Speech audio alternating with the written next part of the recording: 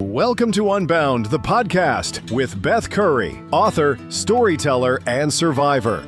This is where books meet real life, where Beth reads chapters from her work and breaks free from the traditional audiobook format, diving deeper into the personal experiences, lessons, and liberation behind every page. Nothing is off limits. Let's get unbound. Hey everyone, welcome back to Unbound. I'm Beth Curry. First things first, ever since I got back from Los Angeles, my allergies are getting to me. Hopefully I won't sneeze. I just did about 36 in a row, so that was great. Hopefully it's out of my system. You know, people say that the air in LA is bad, but much like the traffic, it's way better there than it is here. Anyway, so today's episode is a little bit different. We're taking a break from the Monday visits to step back and talk about dementia itself. What it actually is, what it isn't, and just some of the things that I've learned navigating this journey with my mom. So throughout the book, I've included these sections called Through the Fog, and these are kind of meant to break up the narrative chapters and provide some practical guidance for anyone who's kind of in the same situation. So if you're caring for someone with dementia or you're trying to understand what's happening to a loved one, I hope that these sections give you something useful to hold on to. So I'm going to just jump right into it. Through the Fog, what is dementia?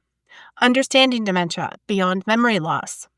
The first time Mom shared she had struggled with the church bulletins at Compass Point, I knew something had shifted. It wasn't dramatic, no major errors or complaints. She simply couldn't figure out how to use the copier she'd operated weekly for decades. She couldn't align the paper correctly despite her meticulous nature. When she mentioned it later, her voice carried embarrassment tinged with fear. I just couldn't remember which buttons to press, she said, stirring her tea with unusual concentration. The paper kept coming out crooked. Everyone has those days, don't they? Yes, everyone has difficult days, but not everyone has dementia. What dementia really is and isn't. Contrary to what many believe, dementia itself isn't a specific disease. Rather, it's an umbrella term describing a collection of symptoms affecting memory, thinking, and social abilities severely enough to interfere with daily functioning. This distinction matters, especially when trying to understand what's happening to someone you love. Dr. Alois Alzheimer first identified the condition in 1906 when he examined the brain of a woman who had died after experiencing memory loss, language problems, and unpredictable behavior. He discovered abnormal clumps, now called amyloid plaques, and tangled bundles of fibers, now called tau tangles, in her brain, physical evidence of the disease that would eventually bear his name. But Alzheimer's disease, while accounting for 60 to 80% of dementia cases, is just one form.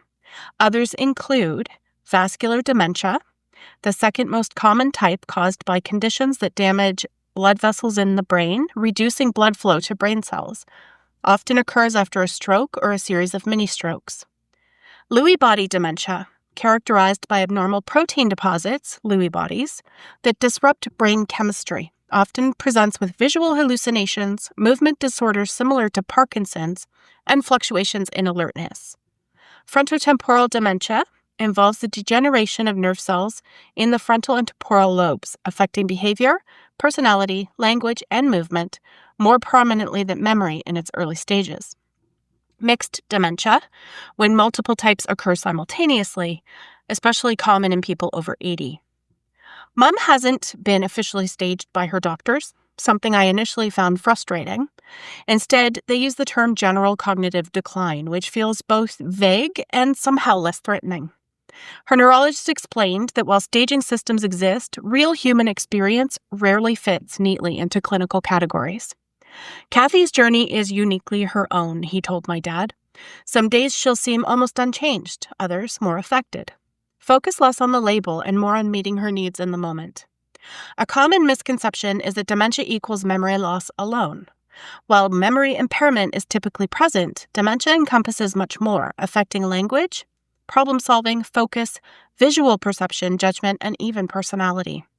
Another widespread misconception is that dementia is an inevitable part of aging. It's not. While age is the strongest known risk factor, dementia is caused by specific diseases and is not a normal part of getting older. Many people live into their 90s and beyond without developing significant cognitive decline. Mom expressed this fear one afternoon while we sorted through old photographs. I always thought getting forgetful was just part of getting old, she said, pausing over a picture of her younger self.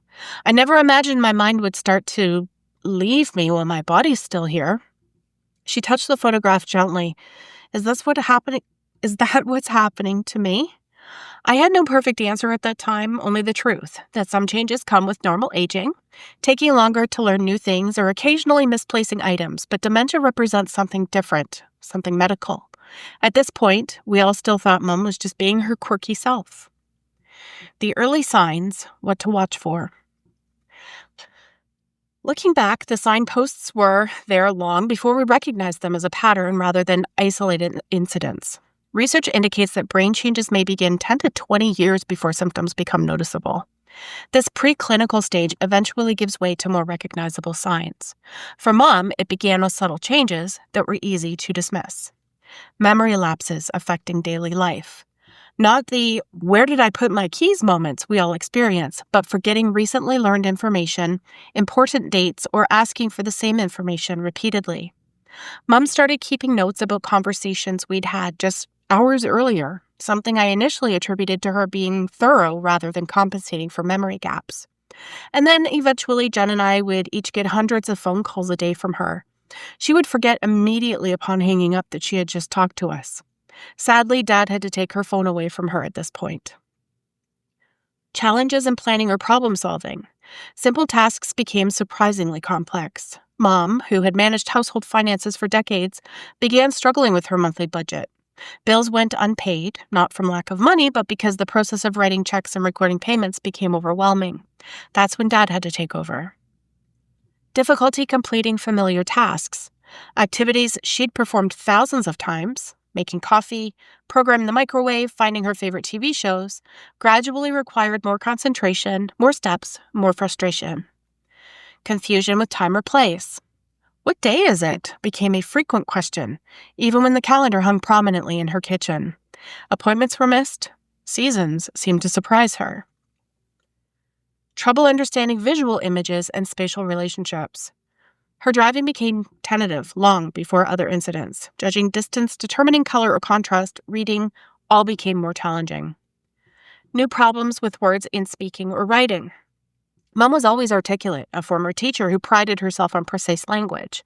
When she began struggling to join conversations, stopping mid-sentence to search for ordinary words, or calling things by the wrong name, hand clock for watch, I noticed.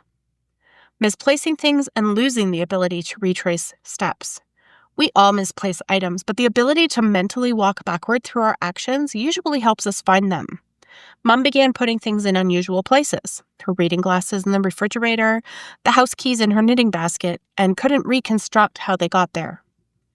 Decreased or poor judgment. Some cognitive changes affect decision-making. Mom, always careful with money, began giving unusually large amounts to telemarketers and charities. Her personal care routine, once meticulous, became irregular. Withdrawal from work and social activities. When Mom retired from Compass Point and moved 90 minutes away from the community she'd known for decades, the impact was immediate and profound. She showed no interest in volunteering at the new church or joining local activities. I'll get involved once we're settled, she'd say, but that day never came. Once vibrant, she now suddenly had an empty calendar she showed no desire to fill. When I suggested she join the local senior center, she changed the subject. Invitations from new neighbors were declined with vague excuses. I'm just enjoying the quiet, she insisted, though what she meant, I later realized, was that new social connections had become too confusing to navigate. The familiar frameworks that had supported her beginning decline were gone, and without them, her world began to contract at an alarming rate. Changes in mood and personality. Perhaps most unsettling were the emotional shifts. Mom had always been patient and adaptable. As cognitive changes progressed, she became easily upset when outside her comfort zone, suspicious of ordinary interactions, and anxious in new situations. Recognizing these signs doesn't mean rushing to the worst conclusion. Many conditions can cause cognitive symptoms, including medication side effects, vitamin deficiencies, thyroid problems, depression, excessive alcohol use, or infections. Some of these conditions are reversible with proper treatment. This is why proper medical evaluation is crucial. When we finally sought help, Mom underwent a thorough assessment, including detailed medical history, physical examination, neurological tests, mental status testing, brain imaging, MRI, and blood tests to rule out other conditions. No single test can diagnose dementia. Instead, doctors rule out other possibilities while looking for patterns consistent with specific types of cognitive decline. For families noticing concerning changes in a loved one, approaching the situation requires tremendous sensitivity. Mom resisted evaluation initially, alternating between minimizing symptoms and expressing fear about what they might mean. "I'm just getting older," she insisted. "Everyone forgets things." Her primary physician offered this advice: express specific concerns rather than general worries. Instead of saying, "I think you have dementia," try, "I noticed you had trouble finding your way home yesterday and I'm concerned. Would you be willing to talk to a doctor about it?" This approach acknowledges the legitimate fear that accompanies cognitive changes while offering a constructive next step. It preserves dignity while seeking answers. The emotional roller coaster. Perhaps the least understood aspect of dementia is how profoundly it affects emotions and relationships, not just cognitive function. The emotional impact works in multiple directions. For the person with dementia, the brain changes directly affect emotional regulation, while simultaneously the person must cope with the awareness, at least initially, of their changing abilities. For family members, witnessing these changes triggers complex feelings: grief, fear, frustration, guilt, all while navigating evolving relationships and increasing responsibilities. "The hardest part," Mom told me during a particularly lucid afternoon, "is knowing that something's wrong but not being able to fix it. I feel like I'm watching myself disappear piece by piece." This emotional self-awareness, what researchers call insight, often fluctuates throughout the progression of dementia. During early stages, people frequently recognize their own cognitive changes, a tremendously painful experience that can trigger depression, anxiety, and social withdrawal. As dementia progresses, this insight may diminish, sometimes providing a psychological buffer against the full emotional impact of the condition. However, emotional responses to confusion, frustration, and the feeling of being unmoored persist, even when the person can't articulate why they're upset.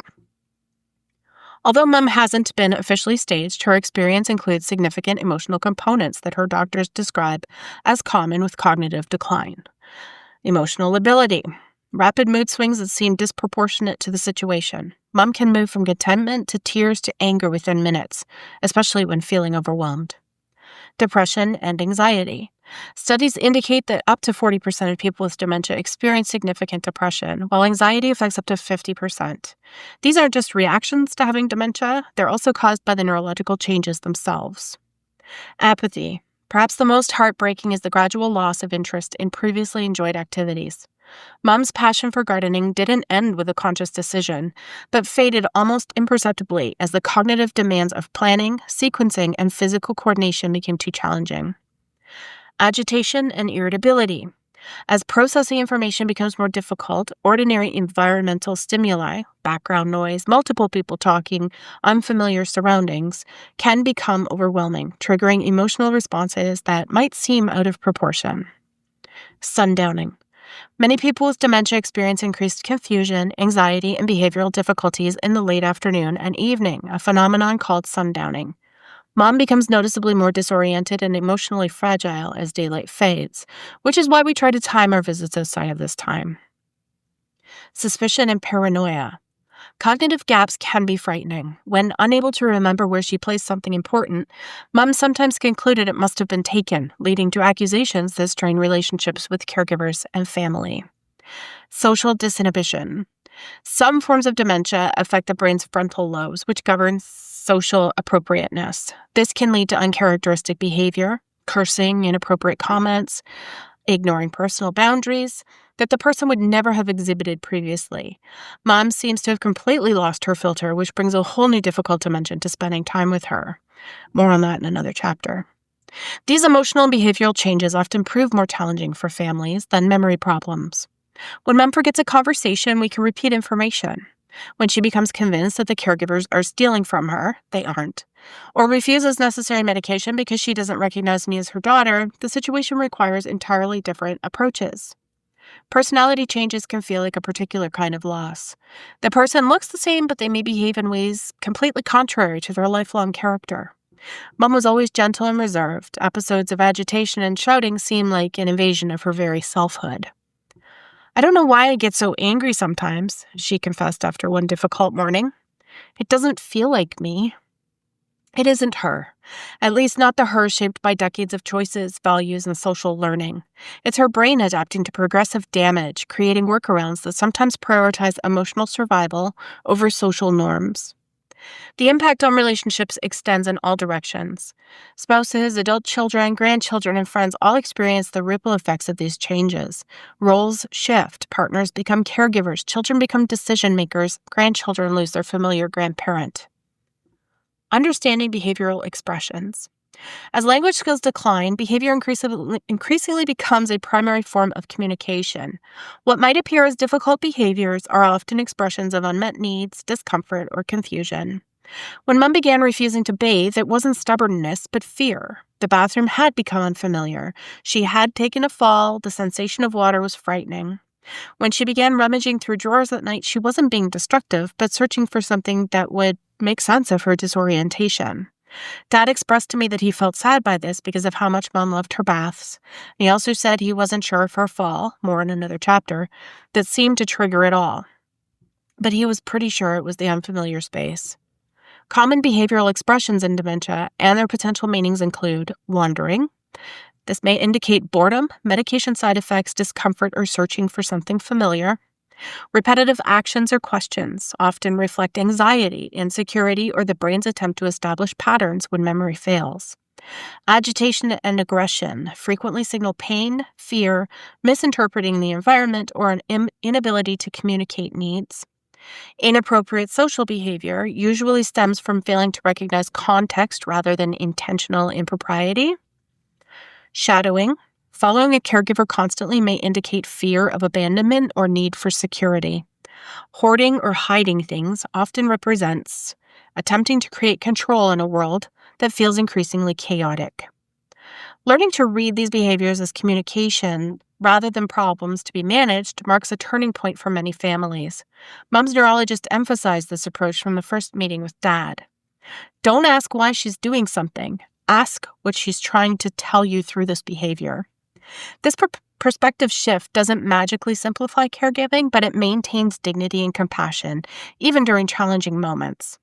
It reminds us that Mom isn't trying to be difficult. She's navigating a world that makes less sense every day, using the limited tools still available to her. The impact on family caregivers. The emotional toll of dementia extends heavily to family caregivers. Studies consistently show higher rates of depression, anxiety, compromised physical health, and social isolation among those caring for loved ones with dementia compared to other caregiving situations. This stems from multiple factors. The progressive nature of the condition. Unlike recovering from a surgery or accident, dementia represents a journey without the promise of improvement, requiring continual adaptation to new challenges. The relationship transformation.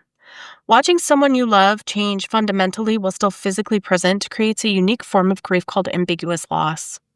The person is physically present, but psychologically increasingly absent. The duration of caregiving. The average duration of dementia care exceeds most other caregiving situations, often spanning 4 to 8 years or longer. The comprehensive demands. Dementia eventually affects every aspect of daily functioning, requiring increasingly intensive support. For me, becoming Mom's care partner has meant confronting my own emotions while learning to meet her evolving needs. Some days bring unexpected moments of connection and even joy. Others feel like a marathon of patience as we work through the same explanation 20 times or navigate resistance to necessary care. "You look tired," Mom said once during one of her more present and lucid moments. Even now, she notices more than we sometimes credit. "I'm okay, Mom," I assured her. "No," she insisted, taking my hand with surprising firmness. "I'm sorry." "You have nothing to be sorry for," I told her, meaning it completely. She smiled sadly. "Neither do you." This exchange captures the essence of what makes dementia care both heartbreaking and deeply meaningful. Even as cognitive abilities decline, the core of the person, their capacity for connection, their fundamental humanity remains. Finding ways to maintain that connection becomes the central challenge and the greatest reward. Moving forward, acceptance without surrender. Living well with dementia, both for the person experiencing it and their family, requires a delicate balance, accepting the reality of the condition without surrendering to hopelessness. While there is currently no cure for progressive dementias like Alzheimer's disease, this doesn't mean nothing can be done. Approaches that can significantly improve the quality of life include medication management. Certain medications may temporarily improve symptoms or slow progression for some people. Non-pharmacological approaches. These can be equally or more important than medications and include maintaining routines that provide security and predictability, creating environments that support remaining abilities, using music, art, and sensory experiences to facilitate connection, simplifying communication while preserving adult dignity, adapting activities to match current abilities, prioritizing physical exercise, good nutrition, and adequate sleep, and managing comorbid conditions proactively. Focusing on capabilities rather than losses. Even as dementia progresses, the person retains many abilities and qualities. Identifying and supporting these becomes increasingly important. Mom may struggle with complex conversations, but she still responds to music, enjoys simple art projects, and finds comfort in familiar routines. Her emotional intelligence, her ability to sense others' feelings, remains remarkably intact, even as her cognitive abilities decline, most of the time anyway. Planning for the future while living in the present. Practical preparations around legal, financial, and healthcare decisions are essential, but must be balanced with finding meaning and joy in current circumstances.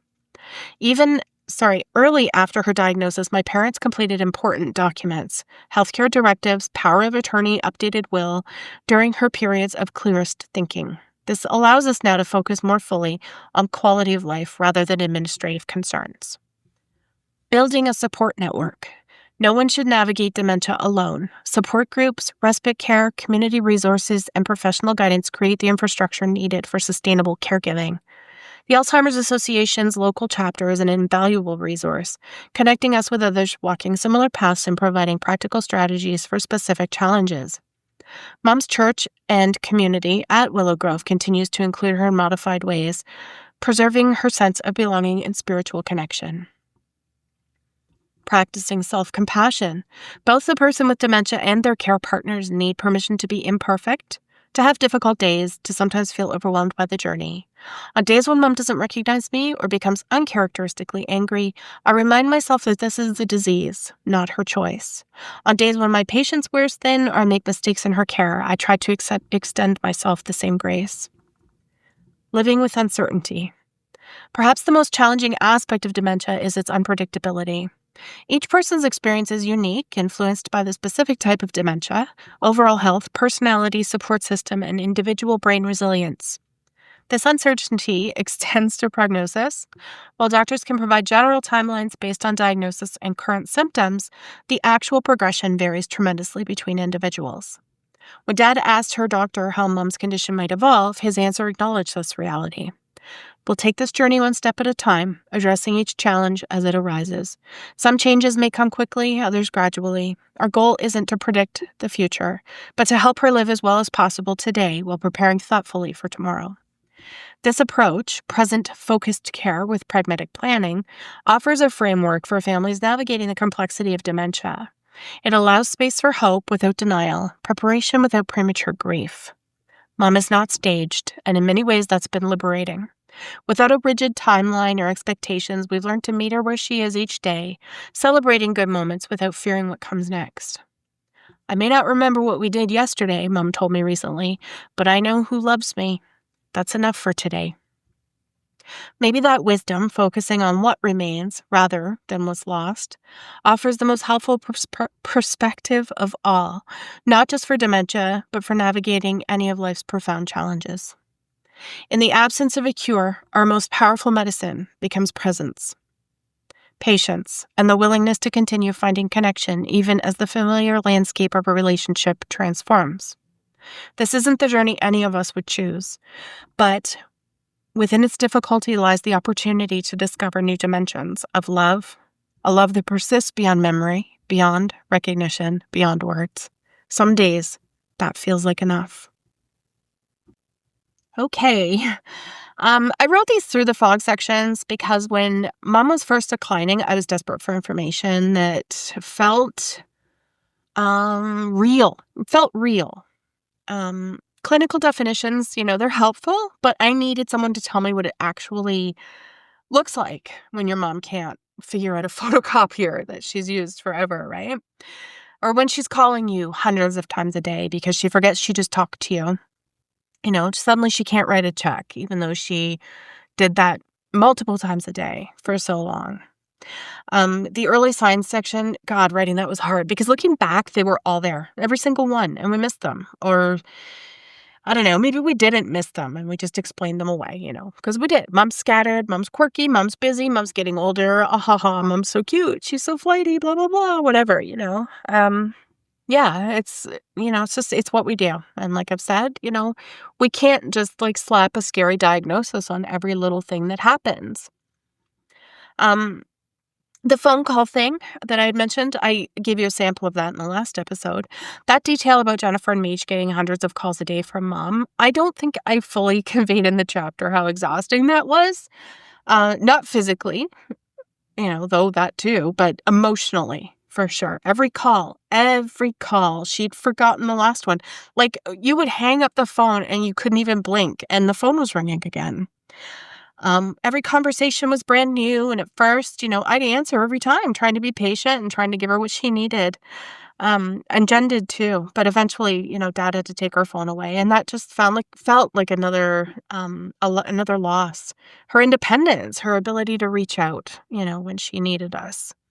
I can't imagine, even now what that would feel like. I have a teenage son and he's not often around, and I know that he's just a phone call away if I start to feel anxious or whatever, or even a text. But, the fact that we took that away from my mom through no fault of her own, it sucks. So even now, knowing it was the right decision, there's guilt. Like, what if she needed us and couldn't call? What if she got scared or if she felt abandoned? But the alternative really, watching her spiral into anxiety with each forgotten conversation, that wasn't sustainable either. Like, that was too much.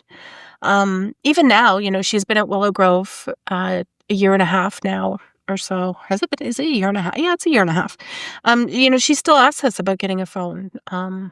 She does call us from the nurse's station, so it's a little more controlled in that regard, and often the call, it goes smoothly, and it has me second-guessing whether or not we should get her a phone, but deep down, we know it wouldn't be a good idea. Going back to when Dad finally got Mom evaluated, my dad would send me emails all the time, like, even though he's gone, I have so many emails and had so many emails to look back on. Things the doctor said, things they talked about, and all of these things. Like, so I'm very grateful for that. Anyway, when he got her evaluated, the process was thorough, but at the same time, it felt insufficient. All the tests that were done, the medical history, the blood work, the imaging, at the end, we still didn't have like this neat and tidy answer, and that's kind of something you crave and something you want when there's so much unknown going on. No official staging, just general cognitive decline, and that felt super frustrating at the time. But I think that the neurologist was right. You focus less on the label and more on meeting her needs. And, I see the importance of that, and I completely appreciate that at this point. That's kind of become my mantra, I guess, less about what stage, what timeline, what's coming next, and more about who she is today, the fact that she's here today, what does she need right now, and how can we connect with her in this moment. The section about understanding behavioral expressions, that's where my psychology background really does help. So, when Mom started refusing to bathe, I recognized back then that it wasn't stubbornness, it was fear. I think Dad kind of picked up on that too. He knew because she had a bit of a fall. She had to go to the hospital when that happened. Even when like she was wandering at night and doing things when dad was trying to sleep, she wasn't trying to be disruptive or destructive. She was looking for something that might orient her. Um, you know, the shift of kind of reading behavior as communication instead of a problem to solve, that's been crucial. I won't lie, some days I don't do well with any of it. Some days her agitation triggers my own, stress response and all my training goes out the window. I'm just a tired daughter dealing with a difficult moment, right? I also mentioned in the chapter that mom has completely lost her filter, the social disinhibition that comes with frontal lobe changes. Hers is primarily in that frontal temporal area. It deserves more explanation because it's one of the hardest things to navigate. So, if you knew my mom, she was always gentle, reserved, very careful with her words. She would make up swear words like pink and blast, and we still kind of use those sometimes because it's funny. Um, you know, Now she'll say whatever pops into her head. Sometimes it's, hilarious, brutally honest observations that make everyone laugh. Sometimes it's completely mortifying. There are inappropriate comments about someone's appearance or dropping some F-bombs, where she never would have before, like in front of the pastor at Willow Grove. But he's such a kind and compassionate man, so, like, he knows what he's dealing with. But the hardest part is watching other people's reactions, seeing them judge her or worse, like, judge me for not controlling her as if I have any control. That's the disease. It's not her choice. And, I know that not everybody knows that, but, it's worth it to kind of pay attention to that in life. You don't know what's going on with someone. So, there's a whole other chapter coming about this, but I wanted to name it here because it's one of those aspects of dementia that kind of catches people off guard. Memory loss, they expect, yeah. Personality changes, that's like a whole different shitty kind of part of the whole grief. The chapter also mentioned ambiguous loss. Talked about it already in this season. The term's been a lifeline for me. It names something that I could never really articulate before, the grief of losing someone who's still here. Mom is still physically present. I can't say to my friends, oh yeah, I miss my mom too, because like I still have my mom. My mom is still alive. I can visit her. I can hug her. I can sit with her. So, my friends who have lost their moms, I feel kind of uncomfortable saying that I miss my mom because I still have my mom where they don't, right? So, psychologically, mom's increasingly gone. Like, not always. There's moments of clarity, but more and more, the mom I knew exists only in glimpses now. And it is a very unique kind of torture. You can't fully grieve, because they're not gone. And you have to be careful who you vent about that too. Like, I want to say that I can relate to my friends who have physically lost their moms, but can I?